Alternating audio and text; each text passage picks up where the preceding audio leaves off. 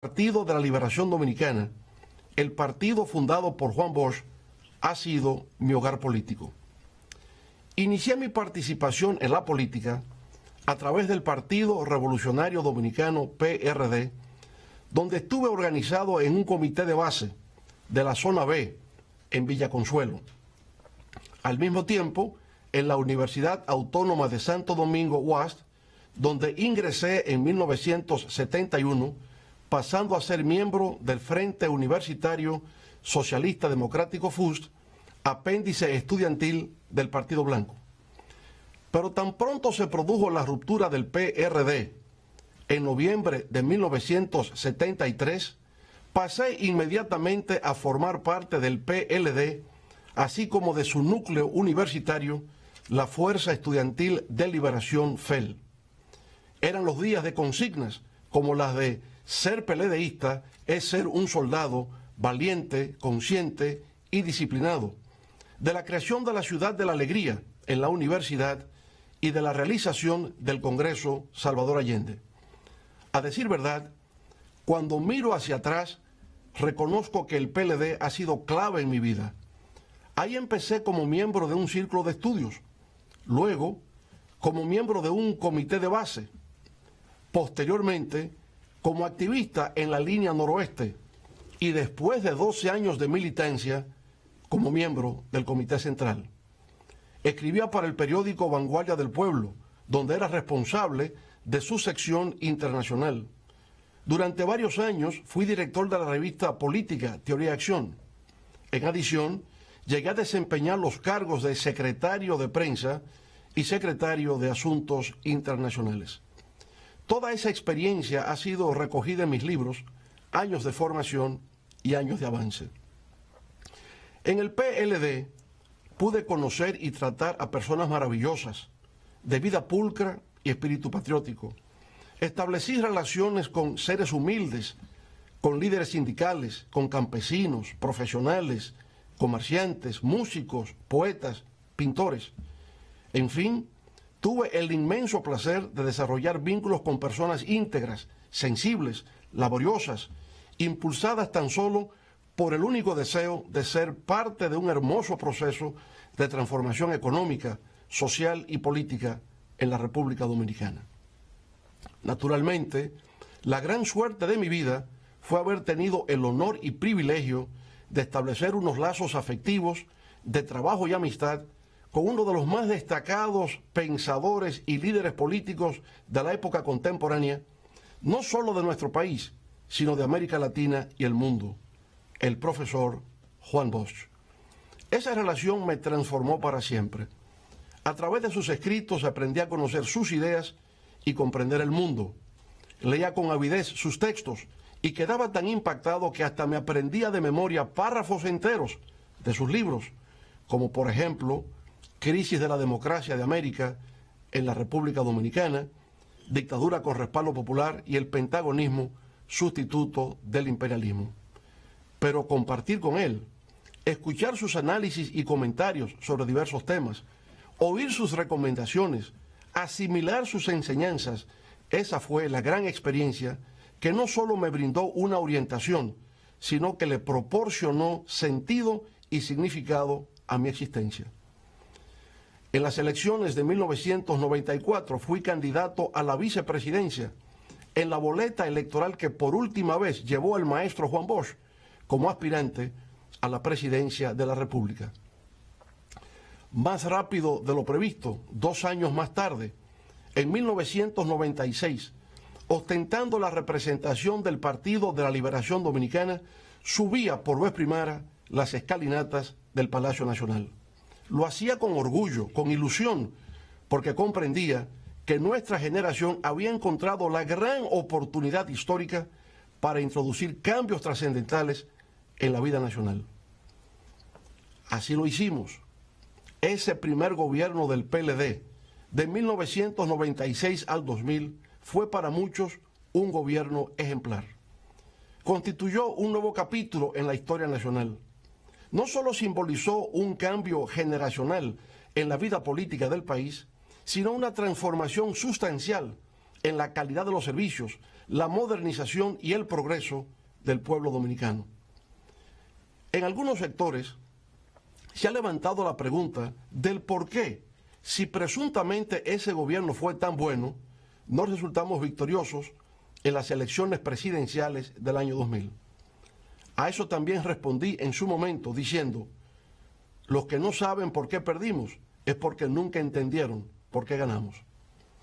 Con eso quería hacer referencia al hecho de que nuestro triunfo en las urnas en el 1996 no se debió a que como organización política tuviésemos una base electoral propia, sino a la circunstancia de que en la primera ronda electoral tuvimos una migración de votos reformistas a nuestro favor y en la segunda vuelta el pleno respaldo del doctor Joaquín Balaguer y del Partido Reformista Social Cristiano. En la construcción de una base social propia de apoyo electoral, el PLD alcanzó su clímax en el 1986, cuando conquistamos el 18% de los votos. 4 años después, en 1990, cuando hasta ese momento obtuvimos nuestro mayor índice de desempeño electoral, alcanzamos cerca del 35% del respaldo popular. Pero ese 35% no era enteramente nuestro. Había un segmento importante de ese núcleo de electores que había migrado del PRD hacia nuestra organización con la intención de procurar un triunfo sobre el Partido Reformista Social Cristiano. En las elecciones siguientes de 1994 sufrimos el único descenso electoral luego de que en 1978, cuando solo conquistamos el 1% de la votación, empezamos a crecer en cada proceso electoral siguiente, alcanzando el 9% en 1982, el 18% en 1986 y a cerca del 35% en 1990, como acabamos de señalar. La gran conversión del PLD en la principal organización política del país, luego de que el profesor Bosch plantara su semilla, empezó realmente a tener lugar en ese gobierno de 1996-2000. En las elecciones presidenciales del año 2000, logramos alcanzar cerca del 25% de los votos. Hasta entonces, en toda la historia del PLD, nunca habíamos conquistado tal nivel de votación contando con nuestra propia base social de apoyo. Para el 2002, a pesar del llamado ciclón batatero, que le proporcionó al PRD el dominio de las cámaras legislativas y un gran número de alcaldes, lo cierto es que ese partido en tan solo 2 años descendió de un 49% de las votaciones a un 42%, mientras el PLD ascendió de un 25%, como acabamos de indicar, a un 33% de apoyo de los electores. Así pues, para el 2002 ya el Partido Morado representaba el 33% del electorado nacional. 2 años después, en 2004, con motivo de la devaluación del peso dominicano, la hiperinflación y el colapso del sistema financiero, generados durante el gobierno del PRD, retornamos al poder con casi el 58% de los votos bajo la consigna que repercutió por todos los confines de la República de "epa fuera que van". A partir de ese momento, el Partido de la Liberación Dominicana se transformó en la más exitosa organización política de la historia nacional. Desde entonces ha cosechado 6 triunfos electorales consecutivos, por encima del 50% en los niveles congresuales, municipales y presidenciales, todos, insisto, por encima del 50%. Si a eso se añade la primera victoria de 1996, entonces serían 7 de las 9 elecciones que se han celebrado en el país durante los últimos 23 años. Como me correspondió el honor de encabezar el primer triunfo del 1996 y desde el 2002 hasta la fecha he sido presidente del PLD, esto es, desde hace 17 años, puedo afirmar, sin caer en ningún acto de inmodestia, que he estado en el corazón o en el centro de por lo menos 6 de esas 7 victorias. Distinguidos televidentes, A pesar de que dentro del PLD, como en cualquier organización política, siempre abundan los conflictos, los que actualmente afloran dentro de las filas del Partido Morado nada tienen que ver, por lo menos de mi parte, con un tema de egoísmo o lucha de poder, como a veces erróneamente se afirma a través de los medios de comunicación. Tienen que ver más bien con lo que considero son problemas de valores, principios, actitudes y comportamientos en la vida política. Y el primero de esos valores y principios se refiere a su vez a la Constitución de la República. Durante mi primer periodo de gobierno, el doctor Joaquín Balaguer, pensando de buena fe en el futuro del país, me propuso formalmente la realización de una reforma a nuestra Carta Magna con la finalidad de presentarme a una reelección presidencial en el año 2000 para un segundo periodo consecutivo. Agradecí en los mejores términos esa propuesta por parte de esa leyenda de la política nacional que es el doctor Balaguer, pero opté por declinarla indicándole al viejo líder que en la historia de los pueblos de América Latina y de la República Dominicana, cada vez que un hecho así ocurre, genera fuertes tensiones políticas, dando origen a gobiernos dictatoriales. Así pues, en lugar de proceder a una modificación de la Constitución, lo que hice fue lo que tenía que hacer como buen peledeísta: apoyar sin reservas, con toda mi fuerza, al entonces candidato presidencial de nuestro partido y actual presidente de la República. No tuvimos éxito, como hemos referido, pero fue por la circunstancia de no haber podido reproducir los factores que permitieron el acceso al poder en el 1996. Ahora bien, en esos comicios del año 2000, los resultados finales fueron 49.8% en favor del candidato del PRD y 24.7% en respaldo del candidato del PLD. Eso significaba, desde el punto de vista legal, que tenía que realizarse una segunda ronda electoral. Eso así en razón de que para ser proclamado como ganador, el candidato del PRD requería alcanzar el 50% más uno de los votos. No los había conquistado, pero de hecho había ganado, pues en la percepción pública ya se vislumbraba como tal. En ese contexto, nuestro candidato, que, insisto, solo había capturado cerca del 25% del electorado, presionaba a la dirección del partido para que se formara una comisión del comité político a los fines de visitar al doctor Balaguer, en procura de conquistar su apoyo para una segunda ronda electoral. El anciano caudillo reformista, viendo la realidad del cuadro que se presentaba, desestimó la propuesta. No hubo segunda vuelta y el candidato del partido del Hacho fue finalmente proclamado como ganador. Lo que cabe observar aquí, sin embargo, como característica, es la obstinación frente a lo imposible del entonces candidato y hoy presidente de la República. Fue la primera vez que puso en evidencia ese rasgo conductual de no comprender los límites de las cosas, sino considerar que, por mera voluntad, todo es posible. Para el 2004 resultaba incontrovertible que yo sería el candidato, no solo del PLD, sino del país, para terciar en los comicios presidenciales de ese año, que ganamos en forma arrolladora. Al fin y al cabo, era el único referente viviente con experiencia para gerenciar el Estado, que entonces se encontraba sumergido en una grave situación de crisis. En el 2007, el actual presidente renunció a su cargo de secretario de Estado de la Presidencia para intentar obtener la candidatura presidencial por el PLD. Todas las encuestas de aquella época me presentaban como virtual ganador en las primarias del partido. Ninguna indicaba lo contrario. Era natural que así fuese. Después de nuestro retorno al poder, la crisis económica y social heredada del anterior gobierno se dio. Y aunque luchábamos con el impacto de la crisis financiera global y la del alza de los precios del petróleo y de los alimentos, precisamente en el 2007, todo indicaba que tenía la reelección asegurada. Además, en esa ocasión no tenía ningún impedimento constitucional. Mi antecesor la había modificado para su propio provecho político.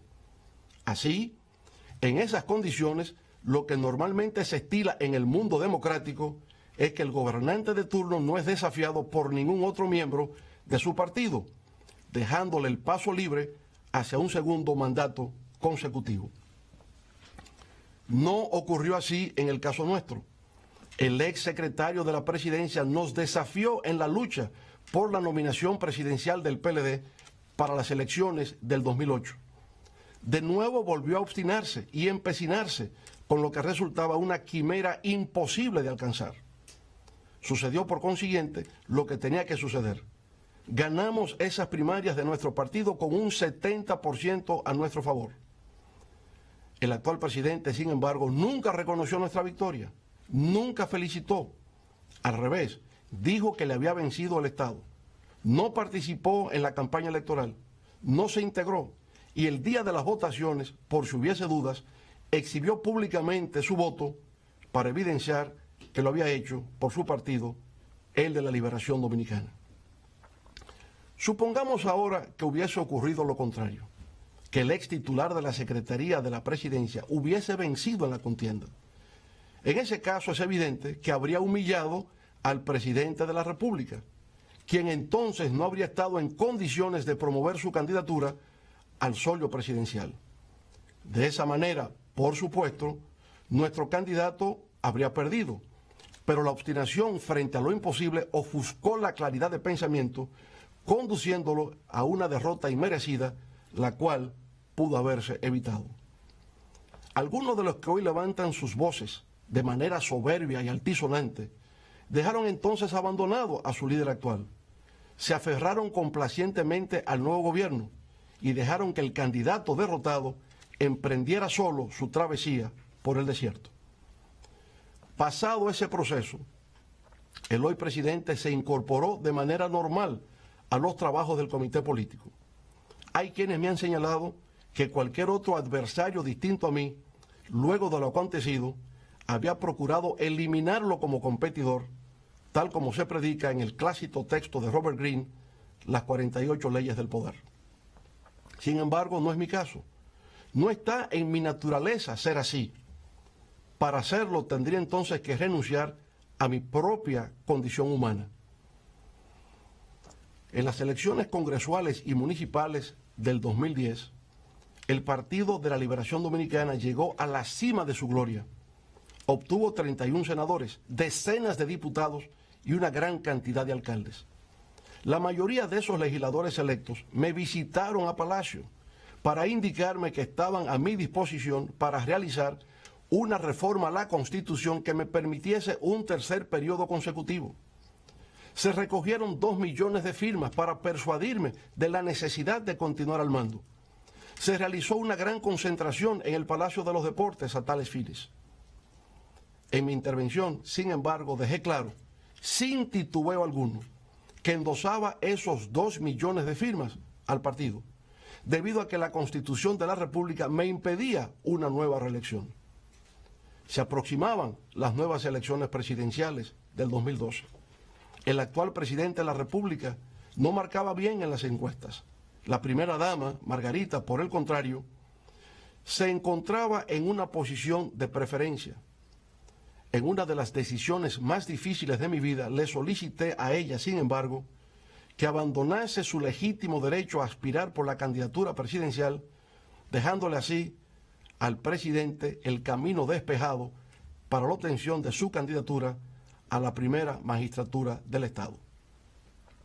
Si en aquel momento hubiese intentado imponer a la primera dama como candidata, sabía lo que ocurriría.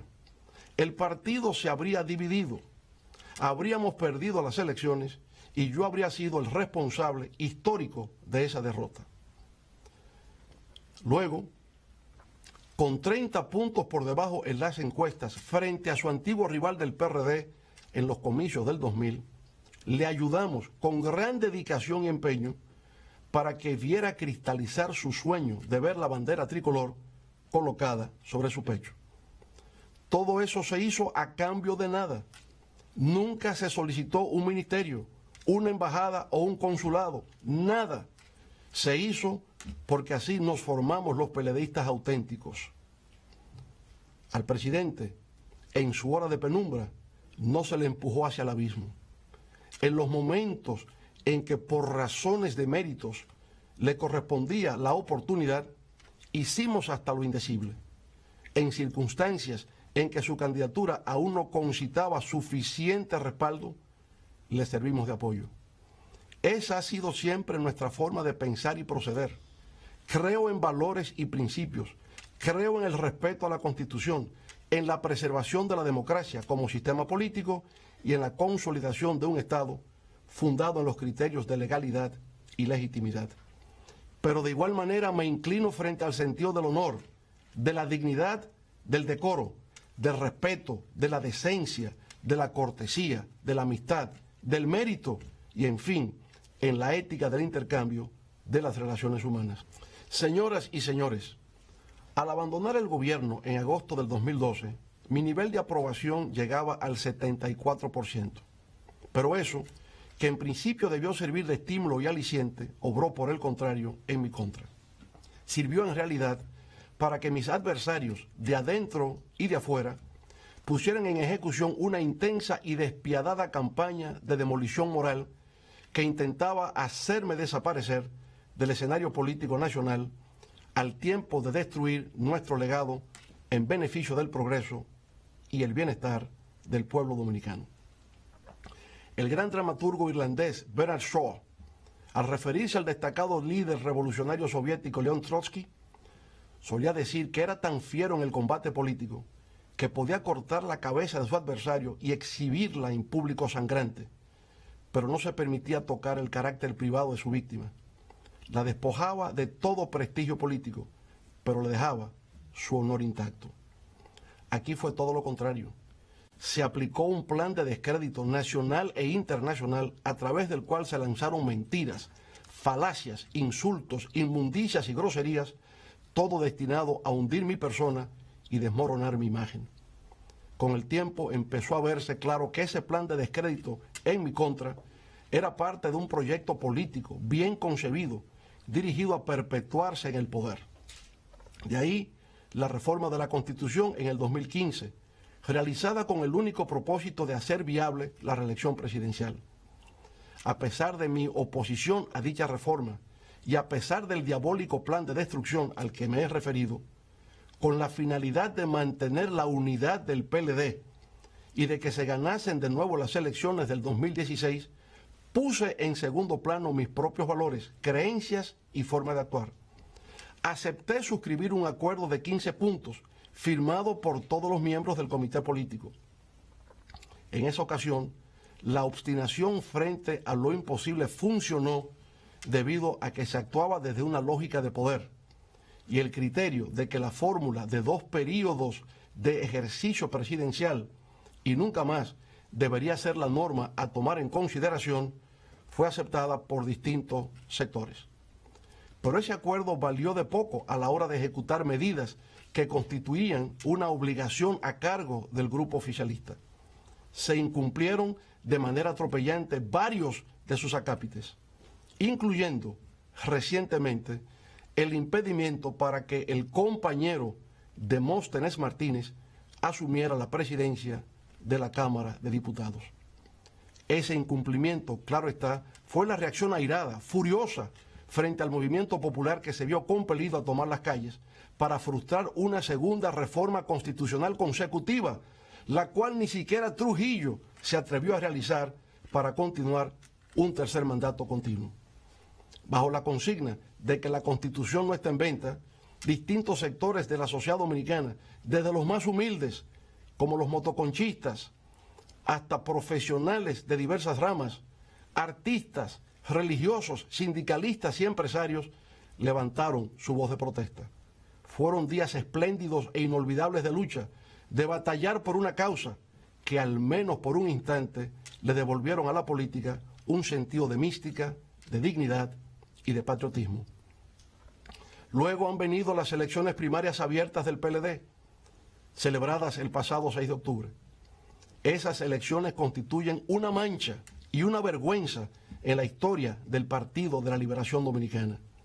Se emplearon todas las maniobras malignas concebibles hasta llegar a convertirlas en lo que realmente son, el primer matadero electoral automatizado del siglo XXI. A pesar de haberse hecho uso en forma grosera de miles de millones de pesos, de alzarse con todo el peso institucional del Estado, de contar con el involucramiento activo de ministros, gobernadores, directores departamentales, alcaldes y militares, la fuerza del pueblo salió triunfante. La fuerza del pueblo venció al Estado, demostró que a pesar de todas las adversidades y vicisitudes, es hoy por sí misma una fuerza política respetable, con peso específico en la República Dominicana. Las fuerzas gubernamentales ni vencieron ni convencieron, y para intentar imponerse, sus miles de millones de pesos invertidos resultaron insuficientes, pues tuvieron que recurrir, en adición, a la realización de un fraude electoral. Ese fraude estuvo programado para entrar en funcionamiento desde las primeras informaciones transmitidas sobre el resultado de los cómputos, pero se aceleró e intensificó cuando con el 90% de las mesas computadas la tendencia nos proyectaba como ganador. Fue ahí, precisamente ahí, cuando a partir de las 6:30 p.m., solo faltando por computar el 10% de las mesas o 200.000 votos sobre el 1.600.000 que ya se habían computado, que se produjo el fenómeno que ha dejado a destacados especialistas de la ciencia de la data y de las estadísticas en estado de desconcierto y de perplejidad. Nunca habían visto un hecho semejante. Aseguran que lo que se produjo fue por una de dos razones, por milagro o por fraude. Sostienen que lo acontecido en esa recta final de los cómputos fue algo inusual, que no parece responder a una causa natural. Esto último está dicho en lenguaje muy diplomático. En realidad, lo que se ha querido hacer significar es que lo ocurrido está más allá de la capacidad humana. Digámoslo claro, ni con el fraude que habían montado nos ganaban. A las 6:30 p.m. entraron en pánico, pisaron el acelerador y dejaron la huella del crimen. Manteniendo mesas abiertas hasta la 1:45 de la mañana del día siguiente a las votaciones, lograron que en las distantes provincias del sur votara el 70% de los electores, cuando el promedio nacional solo alcanzó el 25%. ¡Qué bárbaros! ¡Qué crimen contra el pueblo y la democracia! Ahora hemos solicitado que se haga una auditoría forense integral. Esa auditoría equivale a una especie de autopsia sobre el cadáver del fraude electoral automatizado. Exigimos que esa autopsia sea de verdad, siguiendo los estándares internacionales establecidos, que los médicos patólogos a intervenir en ese examen lo hagan en presencia de nuestros equipos técnicos y de nuestros asesores. La Junta Central Electoral no debe temer la realización de una auditoría forense, conforme a los requisitos que hemos solicitado. Nadie la ha acusado de haber causado ese fraude. Todo el mundo sabe que sus integrantes son personas íntegras y de respeto. Los causantes son otros. Por tanto, la Junta Central Electoral no pierde nada y sí ganaría mucho en autoridad y prestigio si deja que los hechos fluyan y permite que los médicos de patología informática hagan la disección al cadáver del fraude. Al hacerla, deberán cortar los tejidos y órganos en descomposición de todo el cuerpo, cabeza, tronco y extremidades, exhibir sus vísceras purulentas y establecer con precisión en el acta de defunción cuáles fueron las causas reales que provocaron la muerte por fraude del primer experimento fallido de voto automatizado en la República Dominicana. Negarle al pueblo dominicano ese derecho sería arrojar mayores sombras sobre un proceso ya de por sí enteramente desacreditado y deslegitimado. Así, pueblo dominicano, nada de lo que acabamos de narrar ha debido ocurrir. Si ha tenido lugar ha sido por la imprudencia, la tosudez y la creencia de que el poder no tiene límites, de que el poder es para usarse, de que se hace lo que conviene y de que el poder no se desafía. Pero allá en el fondo emerge una vez más, como factor oculto la obstinación por hacer realidad lo que resulta imposible. En ese contexto, el gobierno se ha convertido en un ente rencoroso y vengativo. Es un gobierno que acosa, que silencia las voces que se le oponen, que presiona y que no se sonroja para atropellar. El equilibrio partidista en el PLD se resquebrajó. La facción grupal, ahora en forma de categoría de Estado, se instaló en el comité político a través de la creación de un cenáculo que para un partido de vanguardia recibió un nombre extraño e inapropiado, la OTAN. Ahí se ha creado una oligarquía de hierro, completamente desconectada de las estructuras del partido, que se reúne siempre con anticipación para llevar sus propuestas previamente acordadas al máximo organismo de dirección política. Esa oligarquía de hierro opera en forma de una casta, no tiene visión de partido, en el sentido de ser una organización que integra y representa a todos sus miembros. Se comporta en forma autoritaria. Aún en condiciones de absurdo e irracionalidad, actúa solo interesada en la defensa de sus intereses grupales. Su noción de lealtad es bastante singular. Responde al poder de un decreto presidencial. El predominio de ese estilo de conducta en los más altos niveles de dirección del partido me ha hecho comprender que, sencillamente, el PLD de Juan Bosch ya no existe. La estrella se ha eclipsado. Las bases del Partido de la Liberación Dominicana siempre estarán en mi corazón, en mis desvelos y consideración. De ahí provengo, ahí están mis orígenes políticos. Por tanto, la conozco en su capacidad de sacrificio, de dedicación y de amor al pueblo. Donde quiera que me encuentre, esas bases del PLD recibirán siempre mi apoyo, respeto y gratitud. A lo largo de 46 años, es largo el recorrido que he realizado dentro de las filas del Partido de la Liberación Dominicana. He sido un hombre afortunado, he aprendido, he luchado y me he confundido con el pueblo para ser parte de su historia. En la memoria quedarán amigos, compañeros y tal vez muchas anécdotas que contar. Ahora, con mucho pesar, ha llegado la hora de partir. Sobre la marcha, tal vez sin advertirlo a tiempo, nos diferenciamos. Hay quienes no podemos vivir en medio de la mentira, el engaño, la manipulación, la doblez, el irrespeto, la petulancia, el incumplimiento de la palabra empeñada, la simulación, la hipocresía y la desfachatez.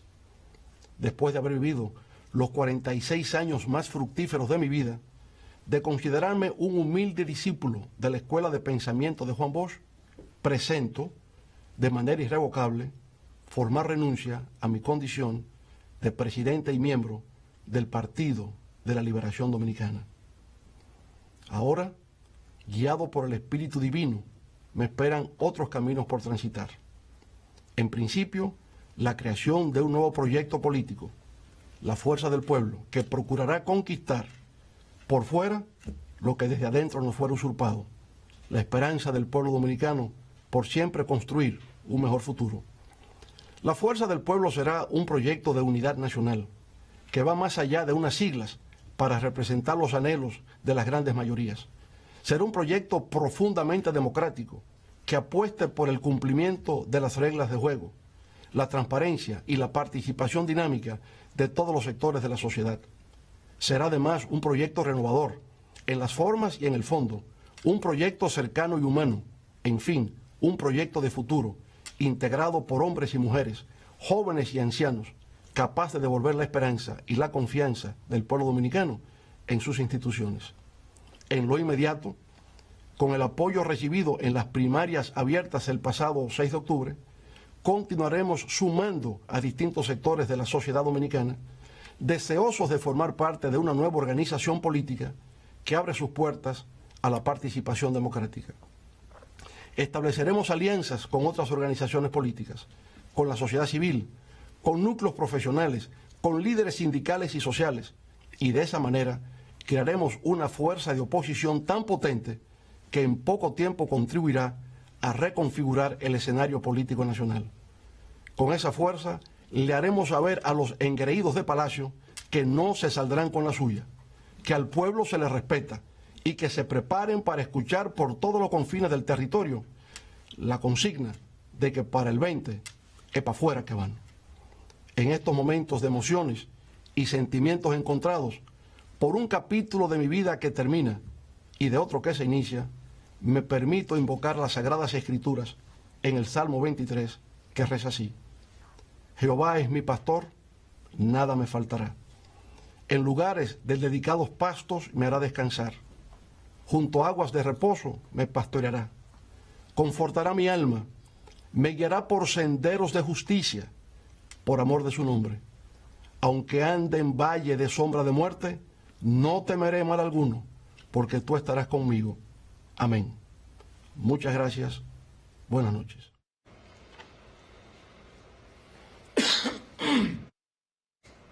Bueno, amigos televidentes, retornamos aquí ya al set del grupo de medios Telemicro después de ese discurso de 36 minutos que el presidente de hasta hace unos segundos era el presidente del Partido de la Liberación Dominicana, ahora forma parte de otro proyecto político que él anunció que se llama La Fuerza del Pueblo. Precisamente en el día de hoy